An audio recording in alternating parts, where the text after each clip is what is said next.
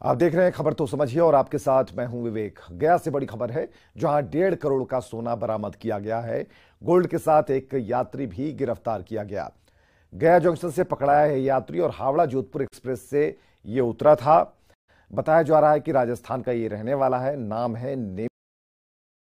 Police और आयकर team है वो इस व्यक्ति से पूछताछ में जुटी हुई है कि इतने सारे गोल्ड के साथ आखिर ये कहां जा रहा था, किसे सप्लाई करनी थी और इससे जुड़े हुए जो कागजात हैं क्या पुलिस को वो दिखा पाता है या नहीं। हावड़ा जोधपुर एक्सप्रेस से ये उतरा था और सूचना मिली थी कि राजस्थान का रहने जिसके पास इतनी बड़ी मात्रा में सोना बरामद किया गया।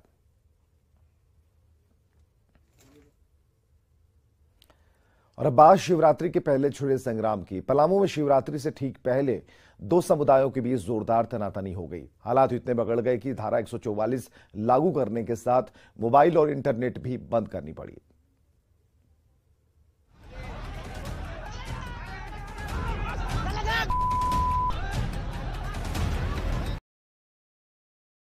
अचानक रण क्षेत्र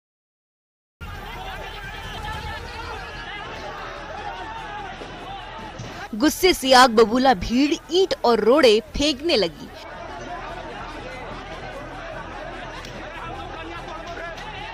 कभी बड़े बड़े पत्थर बरसने लगते तो अगला शुरू हो जाता।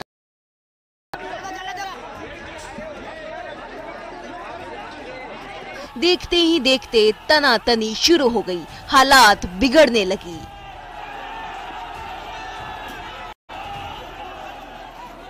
कई घरों से धुआं उठते देखा गया। एदोंडे ने पांकी प्रखंड में 44 लागू करने का ऐलान कर दिया।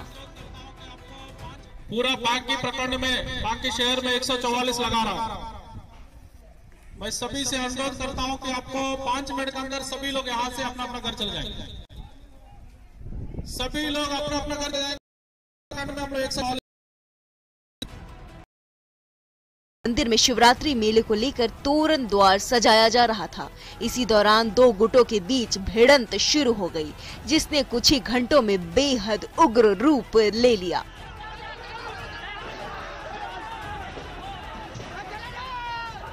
पत्थरबाजी, आगजनी शुरू हो गया।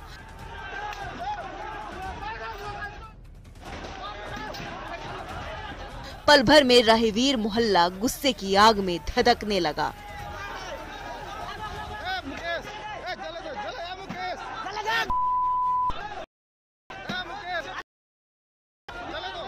हालात संभालने के लिए पांकी पुलिस के जवान सड़क पर उतरे तो उग्र भीड़ ने उन पर पत्थरबाजी शुरू कर दी।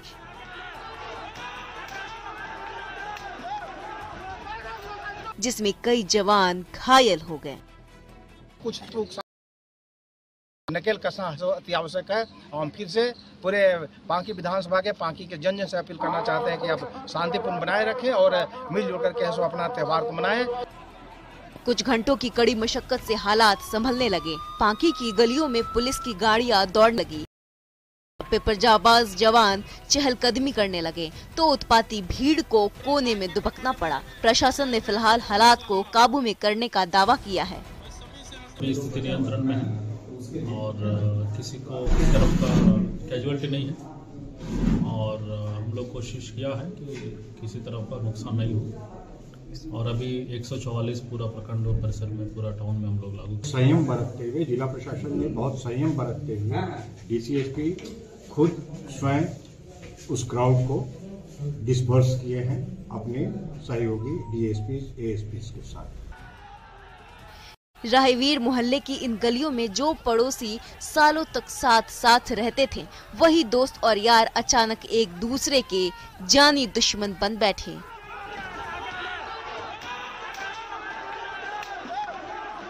शिवरात्रि से ऐन पहले पांकी में हुए संग्राम ने हर किसी को हिलाकर रख दिया है। नीलकमल, न्यूज़ 18, पलामू।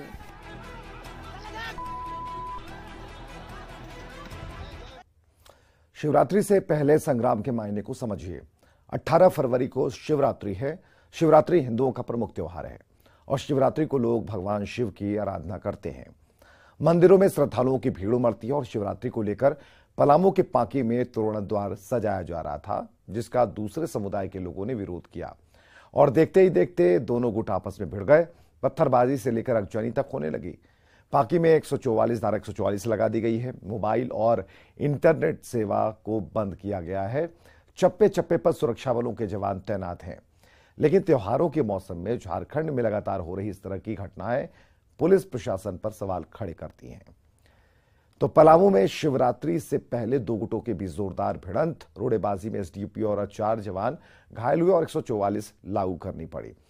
इधर मुख्यमंत्री नीतीश कुमार की समाधान यात्रा बुधवार को गोपालगंज और मोतिहारी में पहुंची। दोनों ही जगहों पर सीएम ने विकास कार्यों का जायजा लिया। समाधान यात्रा के दौरान मोतिहारी में नीतीश कुमार को पीएम बनाने का पोस्टर लगाया गया था।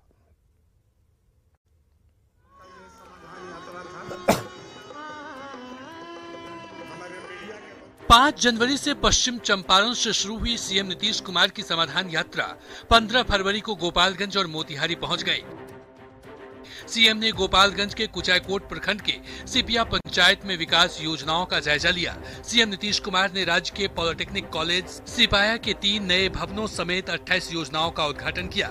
इस दौरान एक अधिकारी ने गीत के जरिए शराबबंदी कानून का संदेश दिया। तकितना सुंदर भइल बिहनवाए भैया फूल से अंगनवाना।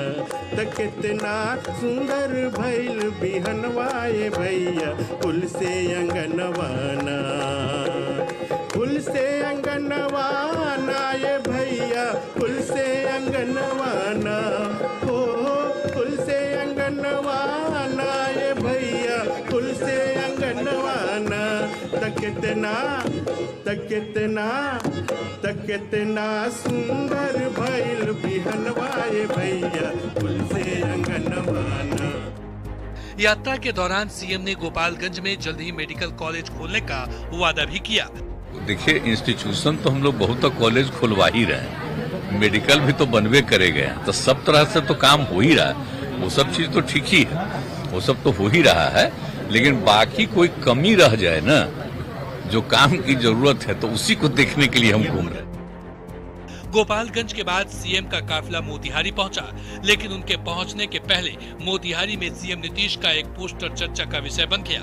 मोतिहारी के चौक चौराहों पर लगे इस पोस्टर में सीएम नीतीश की एक बड़ी तस्वीर लगी है और लिखा है, महात्मा गांधी की जमीन पर आपका स्वागत है, हम चंपारण वाले आपको प्रधानमंत्री बनाना चाहते हैं। नीतीश कुमार के किसी भी कार्यक्रम में यह नारा जरूर लगता है कि हमारा प्रधानमंत्री कैसा हो, नीतीश कुमार जैसा हो, लेकिन यहाँ तस्वीर लगाई गई है, बड़े बड़े पोस्टर लगाए गए हैं और मुख्यमंत्री यहाँ पहुंचने वाले हैं। उसके पहले हमारे साथ जदयू के कई नेता मौजूद हैं, खास करके खालिद अनवर। खालिद जी, आपने पोस्टर लगाया है, आप प्रधानमंत्री बनाना चाह रहे हैं नीतीश जी को। ये चंपारण की जो जन भावना है, चंपारण के लोग जो सोचते हैं, चंपारण के सभी लोग ये चाहते हैं। मोतिहारी में ये poster JDU MLC Khalid Anwar की तरफ से लगाए गए हैं। अब पूरा चंपारण चाहे न चाहे पोस्टर लगाकर जेडीयू के नेताओं ने अपनी मंशा जाहिर कर दी है। न्यूज 18 के लिए गोपालगंज से संजय कुमार और मोतिहारी से शैलेंद्र की रिपोर्ट। तो पीएम वाले पोस्टर के मायने को जरा समझिए। नीतीश कुमार का कहना है कि वो विपक्ष को एकजुट करना चाहते हैं, पीएम की कुर्सी में उनकी कोई दिलचस्पी नहीं है। मुख्यमंत्री पीएम पद की दावेदारी को नकारते हैं, लेकिन जेडीयू के राष्ट्रीय अध्यक्ष ललन सिंह तक इस पर बोल चुके हैं। गाहे बगाहे जेडीयू के नेता पीएम कैसा हो, नीतीश कुमार जैसा हो के नारे भी लगाते हैं। इसी कड़ी में मोतिहारी में पोस्टर लगाया गया है। पूर्वी चंपारण की जनता के बहाने नीतीश कुमार की दावेदारी पेश की गई है। जेडीयू नेता चाहते हैं कि नीतीश कुमार का नाम चर्चा में बना रहे, विपक्ष की तरफ से पीएम पद के दावेदारों में उनका नाम भी शामिल रहे, सहयोगियों पर दबाव बना रहे, ताकि विपक्ष की तरफ से किसी एक नाम पर सहमति बनाना हो तो उस दौड़ में नीतीश कुमार का नाम भी सामने हो। आगे बढ़ते हैं। दरभंगा के मोहम्मदपुर गांव में शराब माफियाओं को पकड़ने गई पुलिस टीम पर ग्रामीणों ने हमला कर दिया। हमले में पुलिस के 5 जवान घायल हो गए।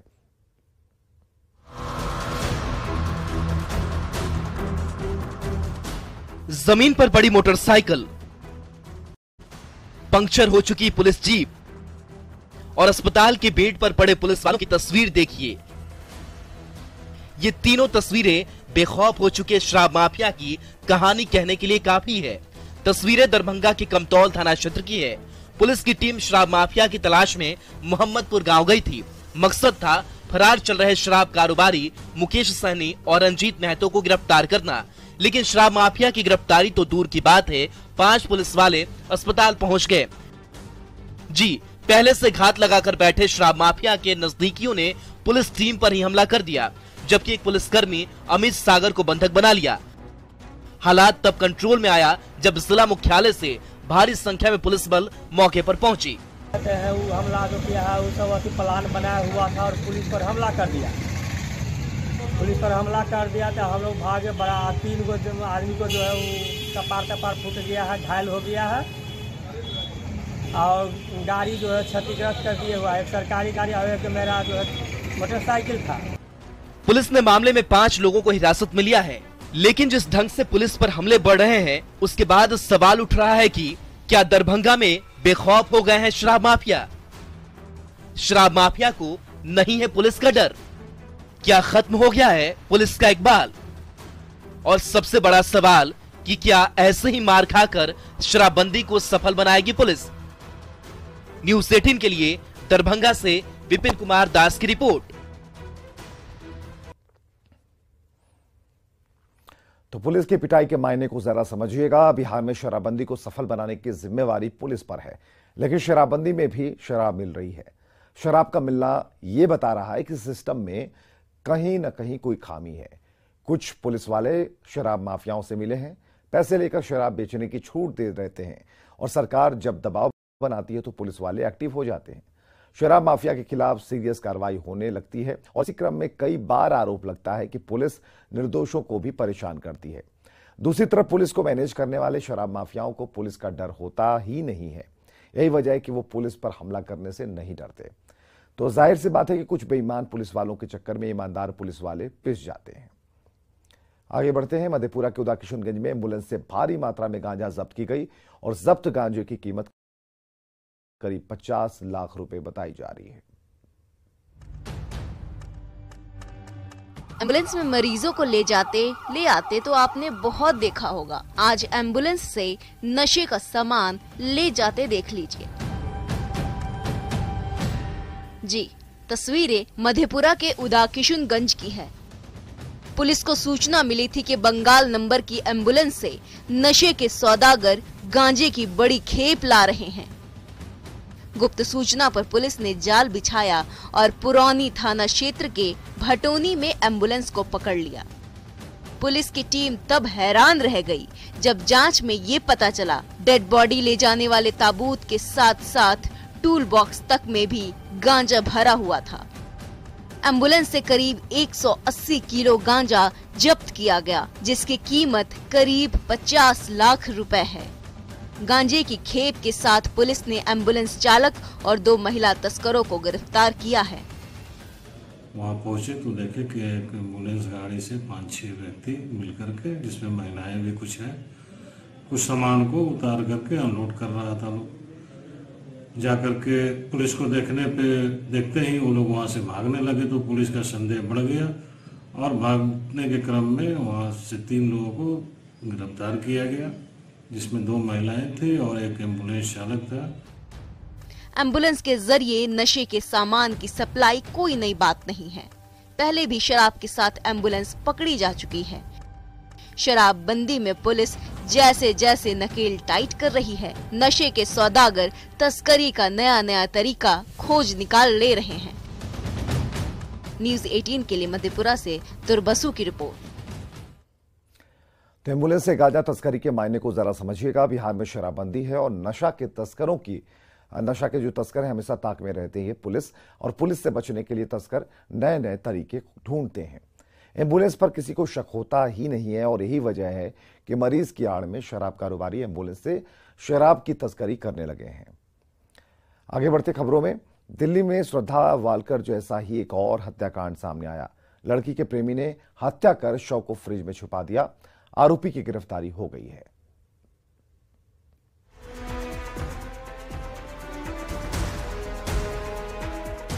श्रद्धा के बाद निक्की की हत्या। जी हां, चर्चित श्रद्धा वालकर हत्याकांड जैसे ही एक और मामला दिल्ली में सामने आया है। 14 फरवरी को वैलेंटाइन डे था और उसी दिन नजफगढ़ के एक ढाले के फ्रीजर से लड़की का शव बरामद हो गया। लड़की का नाम निक्की यादव है। फ्रीजर से शव मिलने से सनसनी फैल गई। पुलिस के कान खड़े हो गए।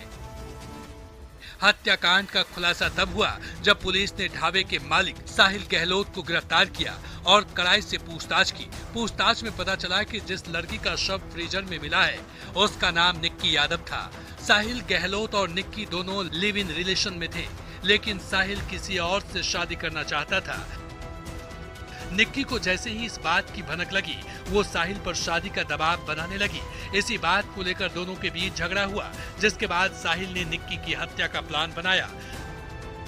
10 फरवरी को साहिल ने गाड़ी में गला घोटकर निक्की की हत्या की और शव लेकर गाड़ी में घूमता रहा। आखिर में साहिल अपने ढाबे के फ्रीजर में निक्की के शव को छुपा दिया। हद तो ये है कि आरोपी ने सुबह अपनी गर्लफ्रेंड की हत्या की और फिर उसी शाम घर वालों के कहने पर दूसरी लड़की से शादी भी कर ली। कुछ ऐसा ही हुआ था श्रद्धा वालकर के साथ, जिसकी हत्या कर उसके पार्टनर ने 3 महीने तक शव को फ्रीज में छुपा कर रखा था। इस तरह की बढ़ती घटनाओं ने लिव इन रिलेशनशिप पर सवाल खड़ा करना शुरू कर दिया है। Bureau report, news 18। तो लिव इन का साइड इफेक्ट समझिए। आज के समय में लिव इन रिलेशनशिप का चलन बढ़ा है। युवाओं के बीच पहले प्यार या फिर एक दूसरे को लेकर आकर्षण बढ़ता है। शादी के बगैर दोनों साथ रात रहने लगते हैं और इस रिलेशनशिप में समाज का कोई बंधन नहीं होता, ना ही लिव इन रिलेशन में शादी करने की कोई गारंटी होती है। इस रिलेशन का कुछ आपराधिक प्रवृत्ति के लोग फायदा भी उठा लेते हैं। लड़की के साथ साथ रहते हैं लेकिन शादी करना नहीं चाहते, और ऐसा ही कुछ हुआ निक्की यादव हत्याकांड में। निक्की का प्रेमी साहिल घर वालों की पसंद से शादी करना चाहता था। निक्की ने जब विरोध किया तो उसकी हत्या कर डाली। आगे बढ़ते हैं। दिल्ली में संगीत नाटक अकादमी की ओर से कलाकारों को सम्मानित किया गया है। संस्कृति मंत्रालय की ओर से रविंद्र भवन में आयोजित अमृत युवा कलोत्सव में देश भर के कलाकारों को 3 सालों का पुरस्कार दिया गया, जिसमें बिहार की युवा लोक गायिका मैथिली ठाकुर को भी उस्ताद बिस्मिल्लाह खान पुरस्कार से सम्मानित किया गया। केंद्रीय राज्य मंत्री जी किशन रेड्डी ने सभी कलाकारों को अवार्ड देकर सम्मानित किया। वहीं अवार्ड पाने के बाद मैथिली ठाकुर ने कहा कि मैं लोकगीत ही गाऊंगी और फिलहाल बॉलीवुड में गीत गाने की कोई इच्छा नहीं है।